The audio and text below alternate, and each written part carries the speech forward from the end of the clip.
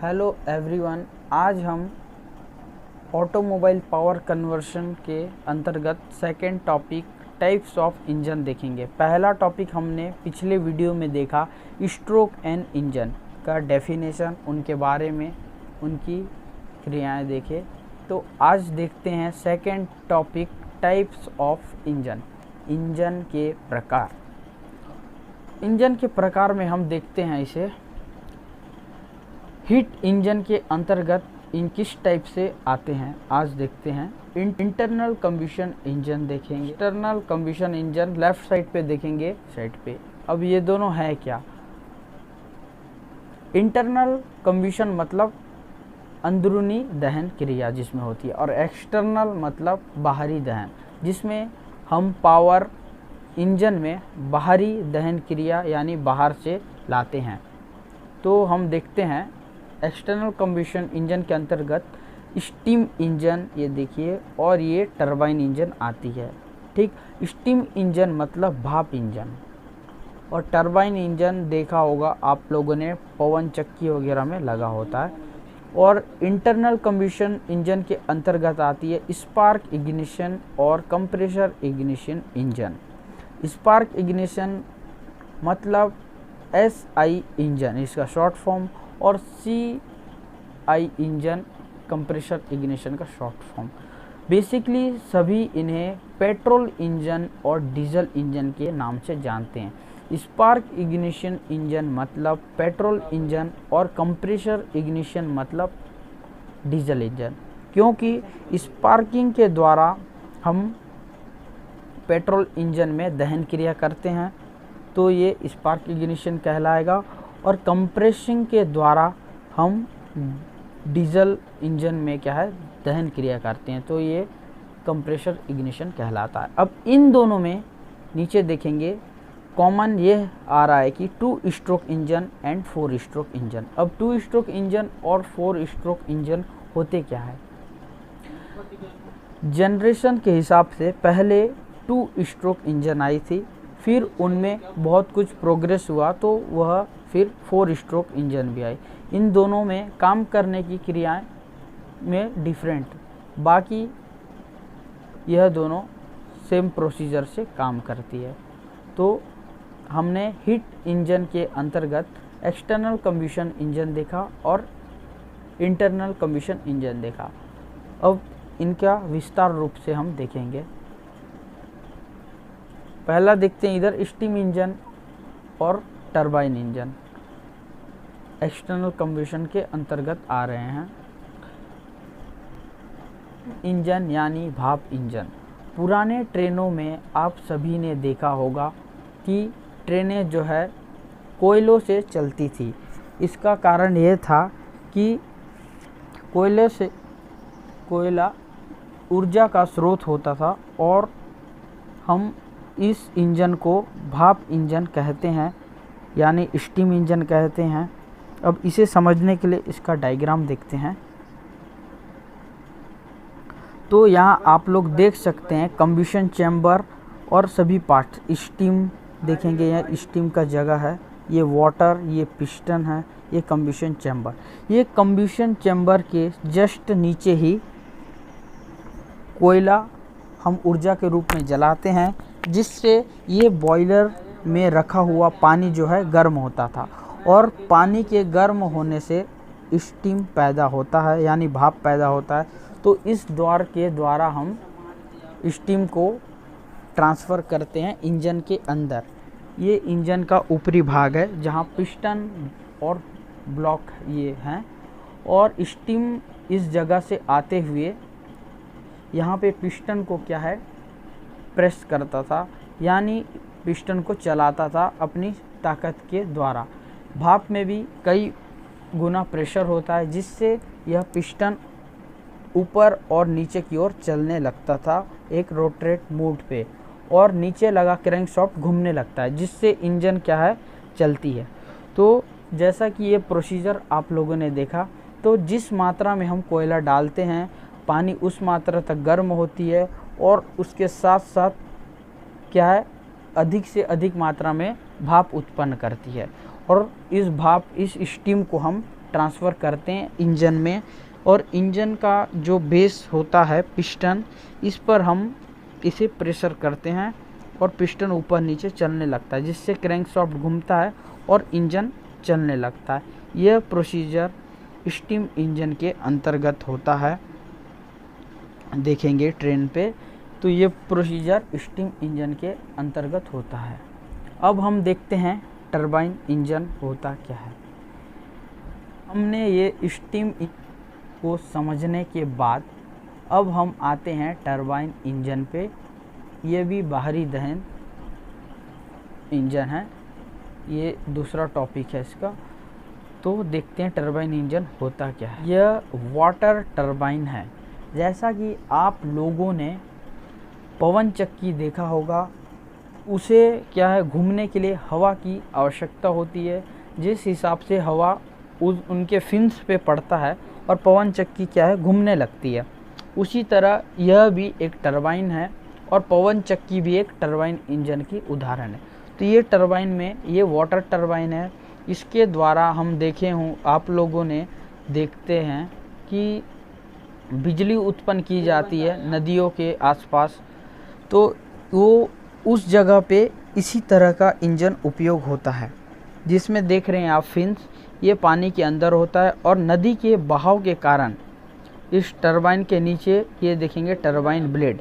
ये ब्लेड क्या है, पानी के धार पे आके क्या है, घूमने लगती है, जिससे बीच में दिए गए शाफ्ट घूमने लगते हैं और ऊपर क्या है, टरबाइन जो है घूमने लगता है। तो जिस धार से पानी इस फिन्स को घुमाएगा, उसी हिसाब से क्या है, शाफ्ट घूमते हुए टरबाइन को अपना पावर देता है। और टरबाइन को हम इंजन से भी जोड़ सकते हैं और जनरेटर से भी जोड़ सकते हैं। तो यह एक इंजन का स्रोत है, पानी एक स्रोत है इंजन, टरबाइन इंजन का। इसमें देखेंगे हम लोग रोटर देख रहे हैं, स्टेटर देख रहे हैं, विकेट गेट देख रहे हैं, और यहाँ से देखेंगे हम पानी का फ्लो। तो ये पानी का फ्लो, यहाँ हम पानी का फ्लो एक नदी से भी दे सकते हैं, और हमने देखा होगा कि बिजली उत्पन्न करते हैं वहाँ पे क्या है, डैम बना होता है। उस डैम के पानी को, यह टरबाइन का आकार बहुत बड़ा होता है और एक साथ यह कई टरबाइन होते हैं, जिससे क्या है, ज़्यादा मात्रा में बिजली उत्पन्न हो। यह टरबाइन इंजन है। इसमें पानी का फ्लो इस जगह से दिया जाता है और टरबाइन के जो फिन्स हैं नीचे, ये क्या है, तेज़ी से घूमने लगते हैं। ये अपने गति से शाफ्ट को घुमाते हुए ऊपर टरबाइन को घुमाते हैं, और इसमें हम इंजन को भी जोड़ देते हैं ऊपर। तो क्या इंजन चलता है और साथ साथ करंट बनता है। तो ये टरबाइन इंजन का उदाहरण है। इसमें आप देख सकते हैं कि यह डैम के जो पानी के फ्लो को टरबाइन में किस तरह से हम दे रहे हैं, और टरबाइन जो है घूमने लगता है और यह घूमते हुए शाफ्ट को भी देता है ऊपर, और यह बिजली उत्पन्न करने के लिए तैयार होते हैं। जनरेटर के अंदर जब शाफ्ट घूमता है तो मैग्नेटिक पावर बनता है और घूमने लगता है।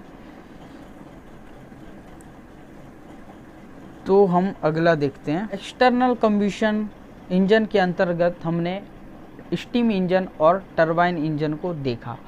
अब हम इंटरनल कंबशन इंजन की तरफ जाते हैं। यहाँ देखते हैं स्पार्क इग्निशन और कंप्रेसर इग्निशन। अब स्पार्क इग्निशन और कंप्रेसर इग्निशन होता क्या है। स्पार्क इग्निशन पेट्रोल इंजन, यानी यहाँ स्पार्किंग के द्वारा जो है दहन क्रिया होती है, और कंप्रेसर इग्निशन यानी डीजल इंजन, यहाँ कंप्रेस के द्वारा इग्निशन दहन क्रिया होती है। तो हम देखते हैं, यहाँ हम देख सकते हैं इंजन, यहाँ पे पेट्रोल इंजन हो या डीजल इंजन हो, इन दोनों का काम करने का तरीका सेम होगा, पार्ट्स भी लगभग सेम होंगे। दोनों में पार्ट्स की क्वालिटी कम ज़्यादा होगी, साइज़ बड़ी छोटी होगी, बाकी कार्य करने की फ्लो जो है सेम होगा इन दोनों इंजन का। तो हम CI इंजन यानी स्पार्क इग्निशन और कंप्रेसर इग्निशन का चित्र देखते हैं। इसमें सभी में आप देखेंगे, इसमें ये 4 स्ट्रोक टाइप से, इसमें सबसे पहले देखेंगे इनलेट वाल्व दिया है और कंबशन चैम्बर, तो दोनों में ही कंबशन चैम्बर दिया है। क्रैंकशाफ्ट भी आप दोनों में देख सकते हैं, पिस्टन भी। तो इंजन जो है वो सेम टाइप से होते हैं, बस इनकी क्या है, ऊर्जा का जो स्रोत है वो बदलता है। इसमें पेट्रोल इंजन में पेट्रोल लगेगा और ये यहाँ देख रहे हैं स्पार्क प्लग, ये स्पार्किंग के द्वारा जो है इसमें दहन क्रिया होगी। और इसमें देखेंगे इंजेक्टर लगा हुआ है। तो हम देखते हैं, आगे देखते हैं, स्टार्ट। तो यहाँ देखते हैं topic 2 stroke petrol engine. Petrol engine हो या डीजल इंजन हो, इन दोनों की जो काम करने का तरीका सेम ही होता है।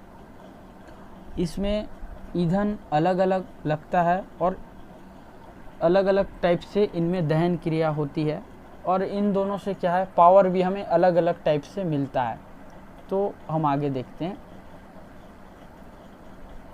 तो यहाँ से देख रहे हैं हम, यहाँ से क्या है, ये स्पार्क प्लग है, ये टीडीसी, ये बीडीसी, और यहाँ से इनलेट पोर्ट है, इनलेट पोर्ट।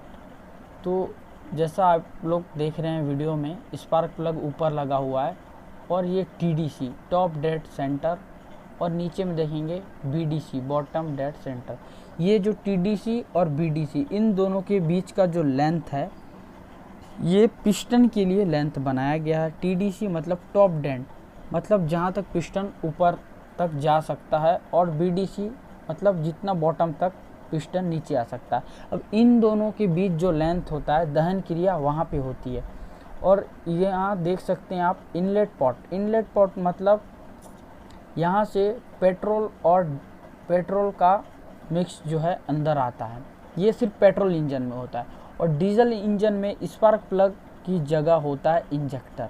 यहाँ पे डीजल प्रवेश नहीं करता है, डीजल का ऊपर से ही छिड़काव होता है, यहाँ से सिर्फ हवा ही प्रवेश करता है। हवा और डीजल का क्या है, ऊपर मेल होता है, यहाँ से एंटर नहीं होता। तो हम देखते हैं आगे। ये एग्जॉस्ट पोर्ट है। एग्जॉस्ट पोर्ट में जब दहन क्रिया कंप्लीट होगी तो धुएं को निकालने के लिए एग्जॉस्ट पोर्ट होता है।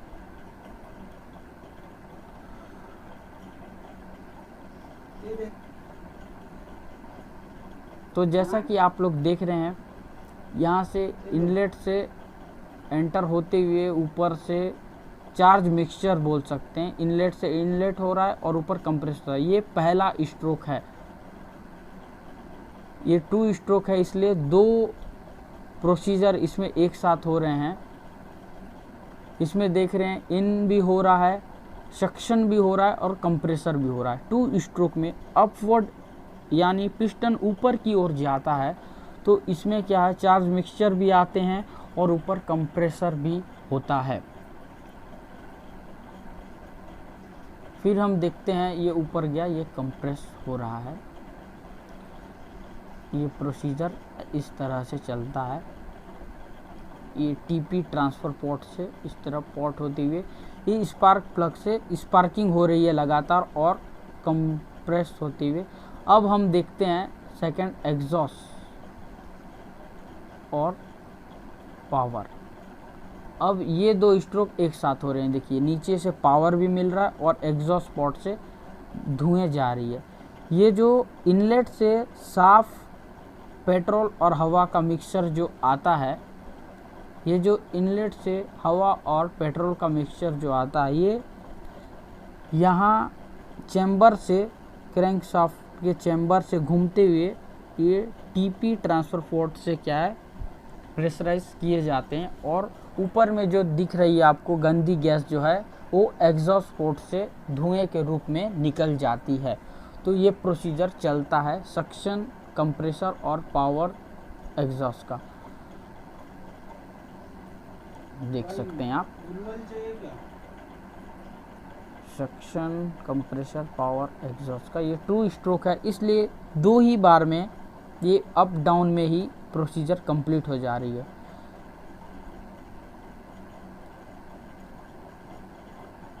ये एग्जॉस्ट का देख सकते हैं।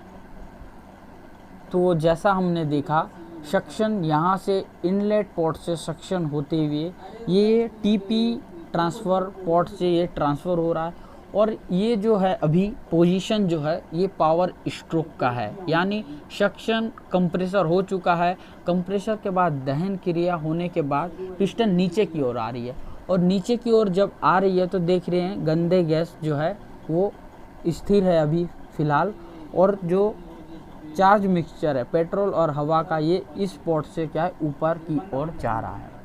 और जब ये पिस्टन पूरी तरह से नीचे आ गई होगी तो ये एग्जॉस्ट पोर्ट से क्या है धुएं देख सकते हैं, धुएं क्या है निकल जाएगी, और ये साफ मिक्सचर फिर से ऊपर चले जाएगी, और फिर कंप्रेस होकर पावर स्ट्रोक मिलेगा।